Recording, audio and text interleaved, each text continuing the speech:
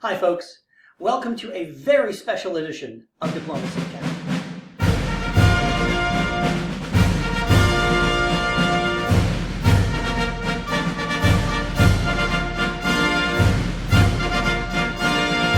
On Memorial Day weekend, David Hood ran Virtual DixieCon, an event that had 80 players from all over the world participating in 20 games of diplomacy in one day. There were 11 boards in the morning and 9 in the evening. The game that follows comes from the evening round. I had to drop out a little bit after midnight, but thankfully we had a special guest come in to finish up the broadcast. I'm Chris Martin, and I'll stab you soon. Michael Jordan, Who? legend in The movie actor? Is that Michael Jordan? Space Jam, thank you. Oh, that's right, the Bugs Bunny guy. He was the Who Framed Roger Rabbit, but he was in that basketball player. Yeah. Got it. Also, he was a professional baseball player for a brief period. I think that was actually his. Well, he was actually a professional golfer too for a minute. Yeah, I think that's right. And didn't he own the Washington Wizards for a while? He did everything. A little tiny piece. All right, in Austria we have Randy Lawrence Hurt, who made an appearance on the cast earlier. In England we have a very poorly spelled Jonathan Saul. France, we have Chicago's Christian Kline. Germany, we have Thomas Brown. Italy is Tommy Anderson. Russia is Corey Nesland, another Chicago player who's GMing and I assume got roped into this at the last minute due to militia. I believe that as we speak, Russia is being played by Christian Pedone, who was able to come back and Corey go back to GMing. Oh, is that right? Then I will change this when I get a chance. It's good for it on the backside, but yes. Turkey is Samuel Feldman. And Chris Martin, you are up. What do you see here? With the most vanilla of vanilla openings, there's not much to say that hasn't been said. Maginot for France, Churchill for England. I don't even remember what you call the German opening. That's not a Jutland, is it? I never learned the names of them properly. I don't know. I just see it. In Black, open to Albania, open to Tyrolia.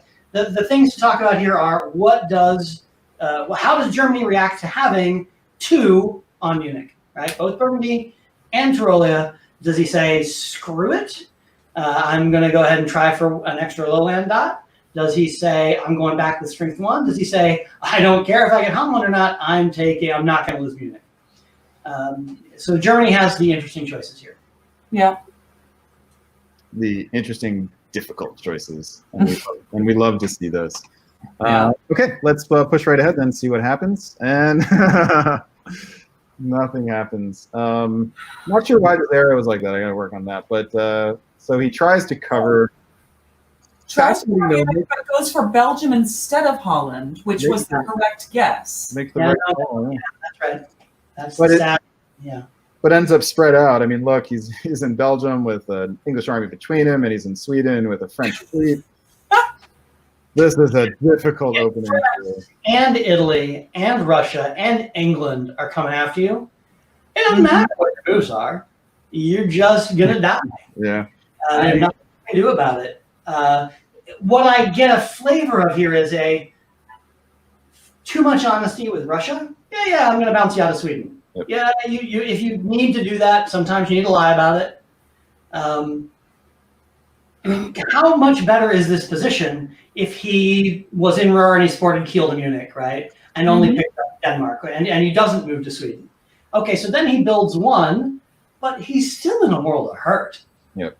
With the English convoy going to Holland, it's not good. Yeah, but at least in that case he would be compact, and Russia would have a center to go for that's not one of his home centers. Yeah, it just doesn't matter. Everybody decided he should die. Yeah. Yeah. Look at Austria helping Turkey here go against Russia. Russia doesn't get a build. Yeah. Russia's not in great shape either. It doesn't get a Russia's build. not building. Yeah. And Russia, going against them. I mean, respect for Corey for going to Baltic instead of just doing the bounce in Sweden. Not enough players are bold enough to do it when they think they're going to get bounced. I just want to know what Thomas Brown did to piss off everyone. Oh my God. And don't tell us in the comments. We'll get there later with some interviews or something. But in Austria, Randy is – What's that? Oh, maybe this is why the German player left. Yeah. That's flaky, but okay. That's funny. Oh, is that right? The German player left after this? We believe that the German player NMR'd after this. Okay. Andrew was called away. So with back to whoever the original German player was. Baltic move. So real quick here, we've got Randy Lawrence Hurt getting 2 builds and Galicia and having the Italian get something to do elsewhere. Randy. Really strong. 2 Turkish armies on the Balkans, which I'm never crazy about. Well, yeah, that's less ideal. This is a lot less of a trap if you're Turkey. If you're in Armenia and you aren't able to take Bulgaria behind it, that's, I would argue, bad. This is good. Yeah. Well, we've seen a lot of moves from Boldegram on Turkey's behest, supported by Austria. This is the first time we've seen it followed up from Khan with an army. Yep. So we'll keep an eye out. I mean, Turkey's problem, though, despite the 2 builds, it doesn't have a clear ally unless Austria is going to stick with him. Sure. And you could imagine Bulgaria being headed for Sevastopol here. Put an army in Smyrna, fleet in Khan. All right, let us see what the builds were. Army Smyrna, though, right? So you can force the Black Sea. Exactly. And 2 fleets from Italy. So I like Austria's position. Dance a little bit to deal with this situation, but looks like he has friends and no serious enemies. What about you guys? Who's your favorite position on this board? Siobhan. Oh, Siobhan's gone. Chris. I'm going to go with France as a super strong position here. I like Austria. I think Italy with the 2 fleets has some game here. You're basically trading Munich for tempo to try and go against Turkey. But look, Ionian to Eastern Med, Naples to the Ionian, Rome to the Tyrrhenian Sea, all work. And you can't ask for anything better than that as Italy with no build interest. Yeah, you're golden. Yeah, I like Italy's. I like all 3 of these guys actually. So obviously only 1 or 2 of them is going to come out of it. But this is a nice board. You know, apart from Germany, there's a lot of balance. Russia has problems too, but there's a lot of stuff that could happen here. So this will be fun to watch. Okay, let me. Okay. Munich is fun. Belgium supports Holland Ruhr for no good. England just plows north. Okay. Supported Italy against Germany. So wants Germany to die. Germany loses Sweden. Picks up Denmark.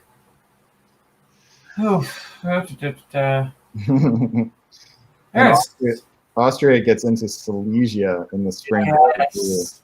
That's fun. That is delicious. So another AT developing here. I think it's another AT, and I can see Randy with this little grin that he's trying to right now in any video call that he's on, but he's happy. All right. Let's see, Matt Shields, you're up for Fall of 02 here. Fall of 02. Okay, so France swings down at the Med, which is what it looked like he was doing. England is shifting to get the army into St. Pete. That's really important. So now Moscow's threatened, and Russia's on the way out the door at this point. Am I seeing who I supported into? What am I seeing in Kiel here? That looks like Italy bouncing in Kiel had the support from Holland. I think Italy. I actually think this is confusing, but Munich is. I think something up with Kiel. I actually. Munich moved Kiel, but doesn't succeed. Yeah. I think. Yep. And Picardy gets into Belgium here with the. Picardy gets into Belgium here. Yeah, I really like the way this France is shaping up. And France. Look at Italy convoying home. Trying to. Yeah. Right? No build and army in Piedmont is bad, but he doesn't get home. He doesn't arrive back home, which is the only thing about that's bad. Yeah, convoying to Tuscany instead of Rome in that situation seems very risky. I mean, Spain to Leon is not an unlikely move. Yeah, exactly. Unless you don't mind the bounce for some reason, but with the Ionian following up, it looks like he didn't consider that. Well, we had a major problem here in Piedmont, which is that nothing can stop Piedmont to Venice here. But then you go, Tuscany. If that's your concern, you go Tuscany to Piedmont, right? Yeah. But he's got a problem now. Yep. Okay, here are the builds. We have a French fleet. France seems like really well set up at this point. Yeah, I really like this French. Are we sure that Andrew Goff isn't playing this French? Christian Kline. Okay, another Kline. All right. Christian Kline. All right.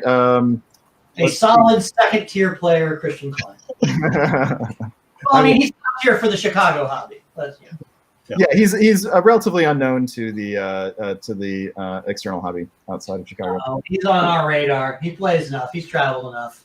Actually, he's never traveled to a tournament before. He's only played this. Maybe we could come to play him at Worlds, and that's why we know him. Oh, 2016, yeah. Okay, Siobhan, you are up. What do you see here in spring of 1903? All right. England just like, get all of my armies off the mainland. They need to go elsewhere. And it's working every time. So.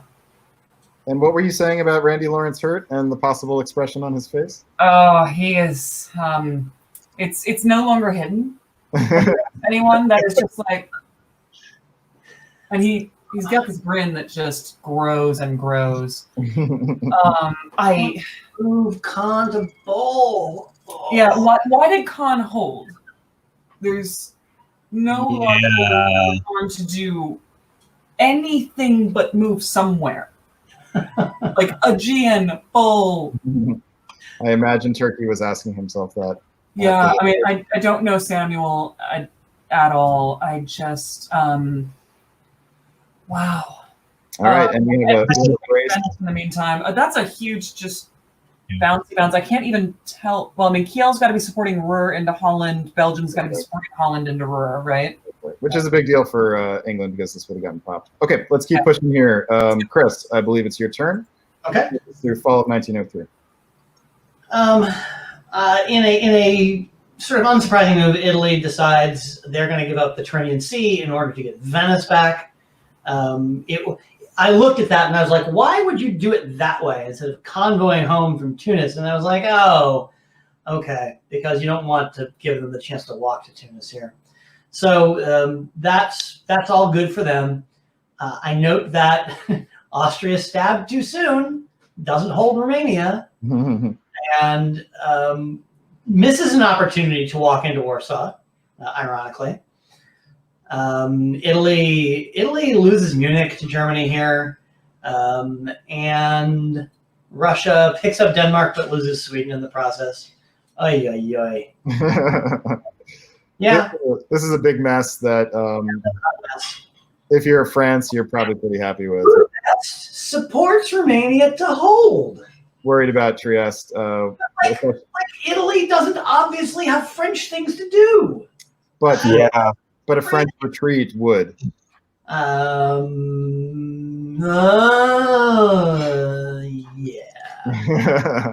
So he decides he would rather lose Romania than Bulgaria.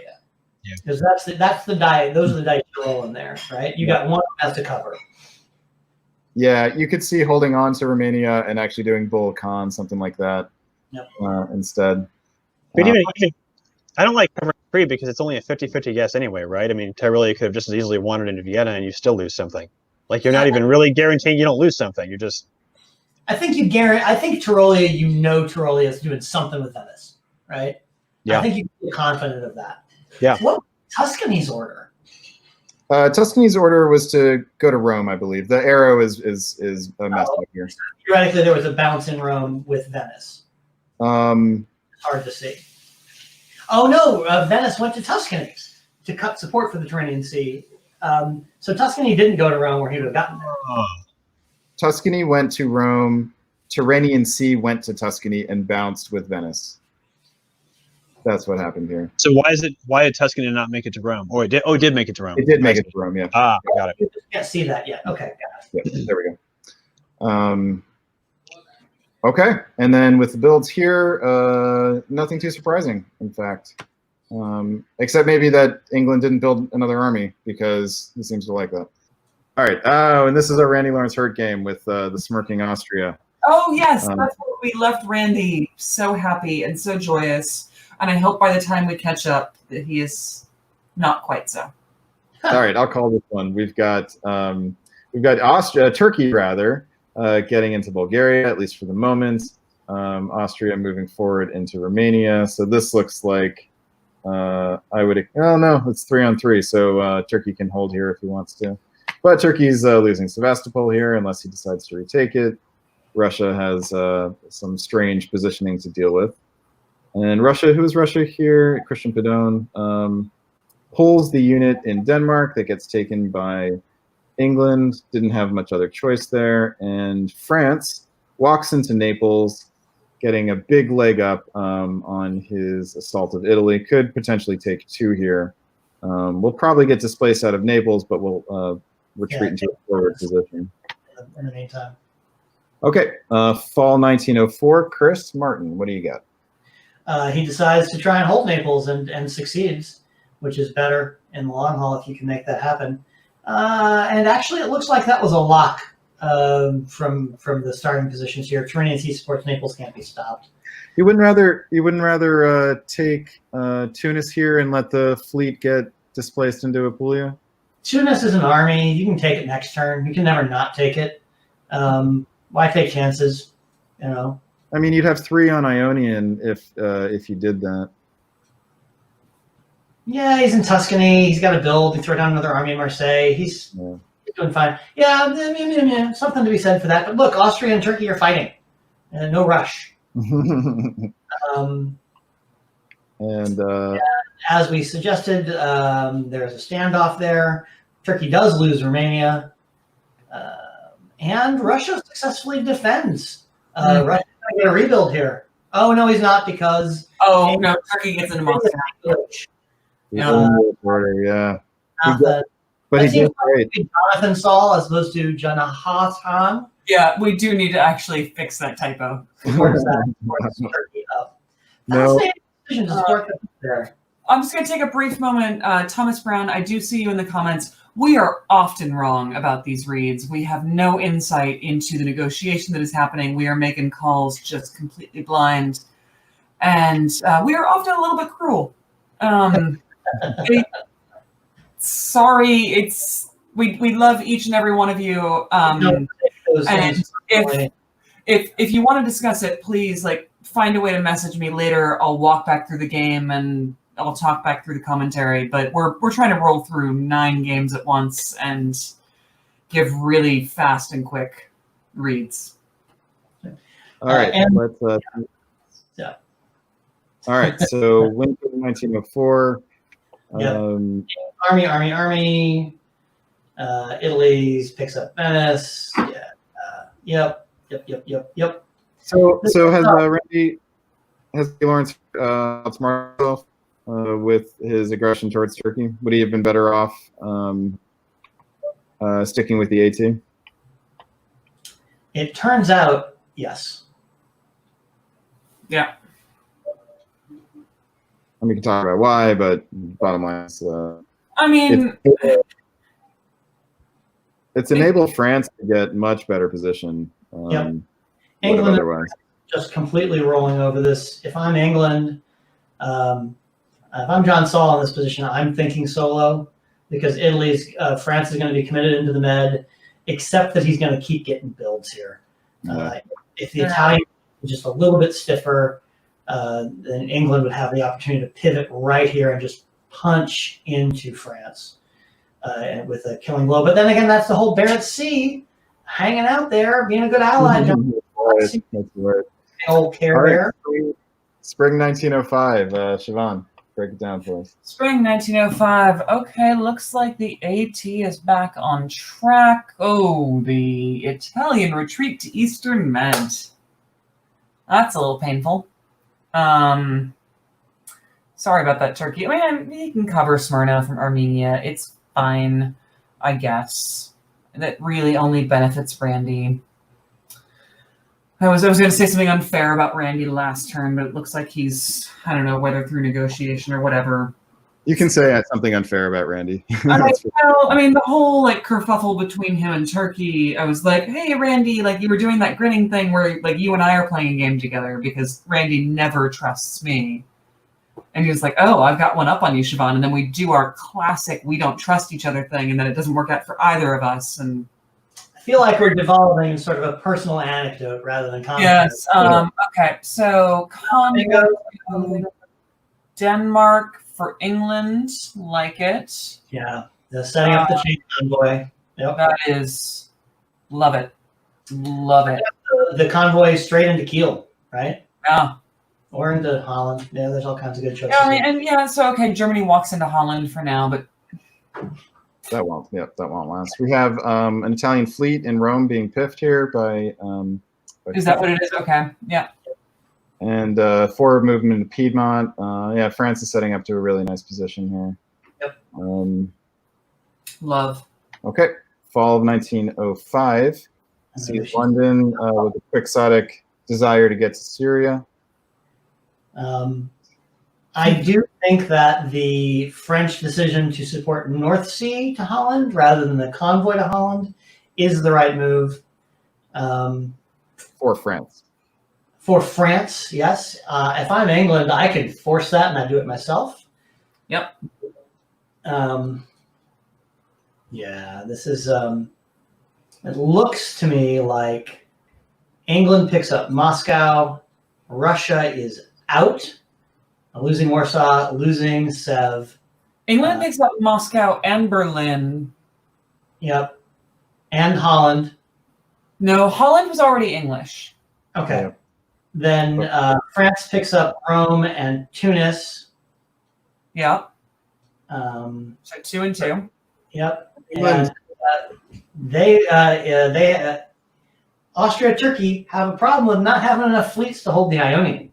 Yep. And Austria got all the builds this year in Warsaw and Venice. And cannot. All we can build are armies. Turkey picks up Sev.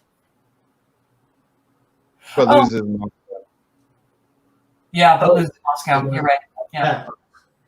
And yeah. Let's just look at the English setup here. Army in Kiel, Berlin, Livonia, Moscow. That's not bad. That's not bad. But he's not going to take advantage of it because he's left the North Sea. And he doesn't have that ambition, I would argue. Love you, John. But you could have gone a little harder here. Yeah. Whereas France certainly does have that. So Italy eliminated, Russia eliminated, Germany on the brink of elimination. It was a busy, busy turn there. Yep. And Jonathan, we at least got your name right. But look, England is sitting on 11 here, plops down a fleet and another army. France is behind at 9, so that's not that big of a deal in this scoring system. Yeah, tiebreakers. Mm-hmm. Although, yeah, we're not supposed to talk about who might be going for a tournament championship or anything like that, right? There's too much to keep track of here. Yeah. There have been several people in the comments asking about previous round scores and various things, and I'm like, you know what, y'all can go back to our previous stream and watch that if you want, but not answering those questions. And if they're not sharing the information with each other, then I mean, you know, you can ask your other players, or you can ask your tournament director, who has the final ruling on whether or not this information is public. What he said is that they're going to announce awards tomorrow, but not sure exactly when. So. all right. Well, we are now a full year behind Michael Jordan. They're finishing up winter 06. So and I would like to just say in Michael Jordan here that Thomas Brown, who seemed really flaky at the very start of the game, turned out to have a really good game. Yeah. No, I mean, you know, we make wrong judgments on occasion. So,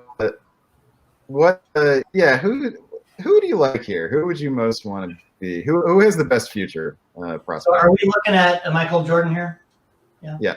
Just after these winter builds. Yeah. I mean, I'll make an answer and say obviously Russia, but no. We're not. I mean, let me just expand that question a little bit longer here. We are not looking at a stable path to a draw result, as far as I can see. For Austria to eliminate Turkey and end up in a 3-way with England and France would require moving units away from England and France, right? That's really bad idea. The only stable path here is if Austria and Turkey make up, and then I think we should be able to get to a 4-way draw. But even then look at France forces the Ionian. Yeah. And then he has his choice of Adriatic, Aegean, Eastern Med, Albania. He can keep pumping. I mean, if this board goes, it's only 1905 for crying out loud. If they are willing to play another 2 hours, this could be a 17-17 two-way draw. I mean, I'm just saying I am here for whoever wants to hold this stream with me because I want to see this to completion. Sure. Hey, you know, I'm talking to Brandon, not you, Chris. You're tired. Yeah. I get it. Yeah, fine. I'm inclined to try to stick it out. All right, Brandon, I am here with you to the end. So England, France is the likely two-way draw, but that's assuming no shenanigans. Yeah. Yep. Well, I mean, there are always shenanigans, especially using an online interface, which all of the face-to-face hobby is getting used to. Yep. I mean, that's worth talking about for a quick second here, as we're kind of ahead of the game. This has been a smashing success, right? Oh my God, this has been problems with some people not being able to do their retreats correctly, but like on the scale of 20 boards of diplomacy, there have been no more misorders and NMRs and other issues than you would find in 20 regular boards of diplomacy face to face, right? NMRs, you think? Those don't really happen in face to face. Yeah, okay, fair. You do sometimes get people shenanigans, or they end up being outside of the room. They don't hear the timer going. vDixieCon isn't really a drop dead kind of timing system, but I've seen a fair number of NMRs under actually drop dead timing. Oh yeah. Either because they failed to get their orders in on time, or because I've actually seen like players pulling shenanigans for various things. Yeah. This has been amazingly successful. I mean, we're talking, what, 19 boards today? 20 boards. Oh, there were 11. Okay. Yeah, and we've been doing these live streams for like 2-board, like house or local games. And we've seen all of these problems before. We're fleshing them out with every go round. But the fact that we've had this many boards and this many players who have been unfamiliar using all of these interfaces to come together and do this has been mind-blowingly amazing in my mind. As a GM who's seen the kind of chatter in the rooms after the games and kind of during the games, people haven't had the kinds of trouble negotiating that they thought they would. I mean, Edgerson and a couple other players put their phone numbers in and said, just call me on my phone. No, you can use this app to call. And you're like, we can? What? But there people have been doing video calls. People have been using Backstabber for the press. There's some improvements to be made. We have some suggestions for the Backstabber devs after all is said and done to make this specific experience of diplomacy different. But this is new, man. I talked about this in my interview with Amby and Kaner, and maybe in my last Diplomacy Academy. But like, I used to play speedboat press games, right, on the judges. We'd pay like 5-minute deadlines, write as much press as you want to, and the games flew by. We played in real time, but it wasn't like this where you get to have real negotiations and you can see the other players. I think this has just been a real a step forward as far as diplomacy moving online, face-to-face players coming online players coming into a kind of hybrid face-to-face environment. Yeah. How are negotiations being conducted here? Tell us a little bit about that. People can do whatever they want as far as negotiations are concerned. We've got WebEx Teams, which is a platform like Slack or Google Hangouts, where all 7 players are put into a room with the GM. They can all then form independent one-on-one spaces, or they can negotiate sort of in the general room. They can have voice calls, they can have video calls in using the WebEx Team platform. Simultaneously, Backstabber has a press interface where you can just say, I'm Italy, I want to send press to Austria, click send. Now you do have to do a fair bit of refreshing your browser, because it's all browser-based for WebEx, in order to see if you've had new press come in. And that's something that we would want them to do, is incorporate something that has like a chat-like interface. if that's something that they'd be willing to do, add a module in or something. But people also said, hey, here's my Discord number. Here's the number that I have for WhatsApp, and just my regular phone number. So I think Eddie Brisson wrote somebody a letter, put it in the mail. That was in the first round this morning. So no, he took a letter that was sent to him, doctored it, and then sent it back. But do you know if people have been mostly using text-based negotiations? Be interested to hear some feedback from the actual players. I saw some of the GMs say that some folks were just using Backstabber. Like I know Vanessa didn't use Teams at all. Vanessa Smith, she only used Press for Backstabber, and some people just used Press and Teams. Like it was very much a announce in the room how you want to do Press, and then people will figure it out. Yeah, only using Backstabber Press would be, I would think, a little bit difficult with this, just given the tight timelines. It's 15 minutes, and it just doesn't, it's the Press on Backstabber is you get an email notification or you have to keep refreshing the page, so it's not quite as immediate as using the WebEx Teams chat. But if they're making it work, that's great. Be really interested. I agree that it's a little bit of a handicap if you're not, when you have the option for having just a chat. Hey, let's do this. Hey, let's do that. Here's my idea. Pop, pop, pop, pop, pop, pop, pop, and you can bounce. As opposed to, here's my letter sending my proposal. Send. Wait for a reply. Yeah. And then you do your next letter. So it's, but this platform was designed for long-term online games.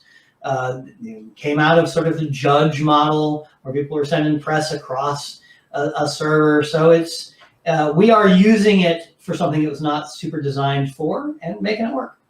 Yeah, so here the question was, is there going to be any funny business? And since the game ended, I think we can be confident that there was funny business.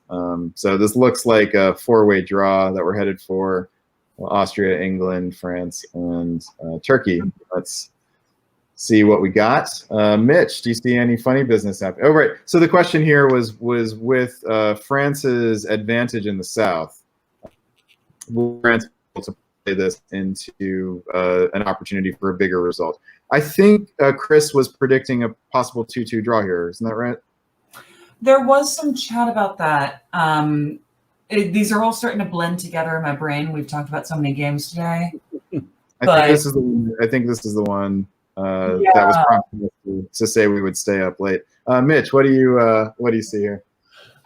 Well, I see, and I don't know how to interpret the fact that Ionian moved to Greece rather than holding. Like that actually does seem like a bit of distrust. Like maybe he thought that Greece was going to support Romania into Bulgaria. And let's see.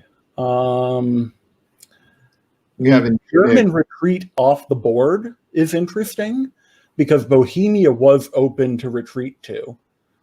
So he could have at least, tried to raise a little bit of trouble from there. Yeah, maybe go.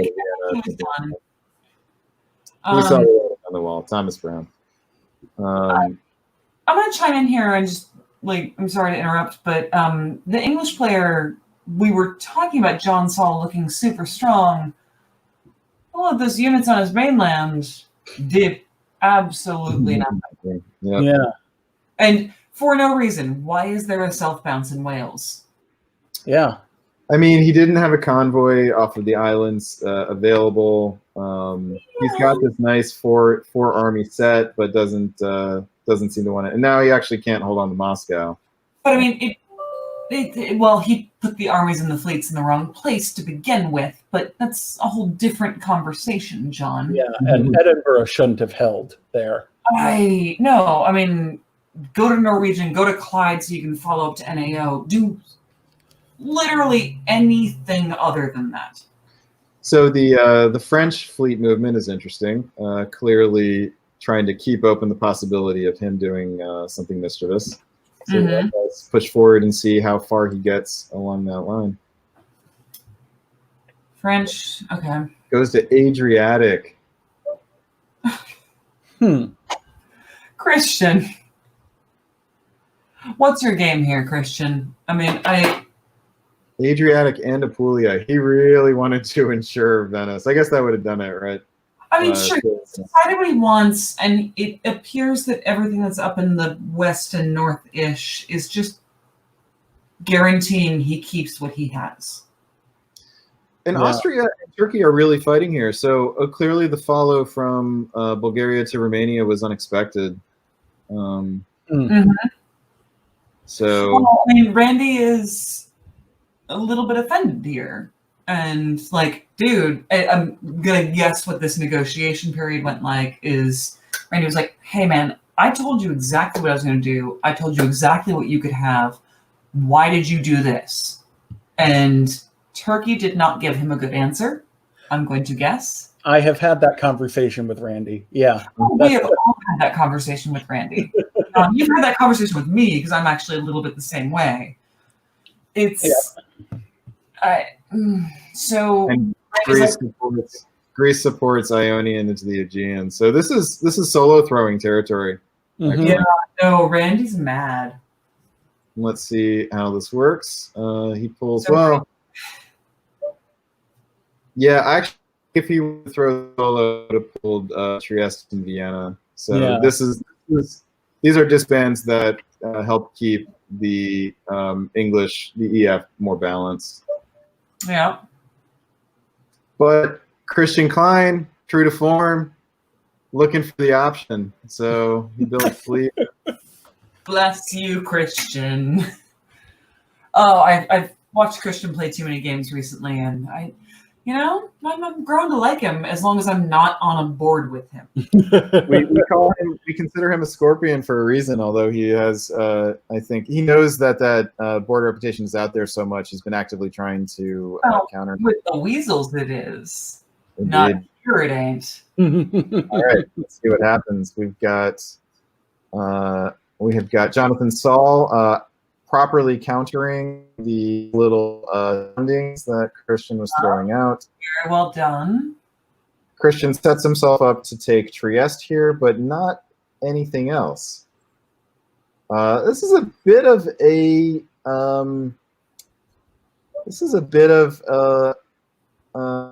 thank you for Christian Kline for a big result here.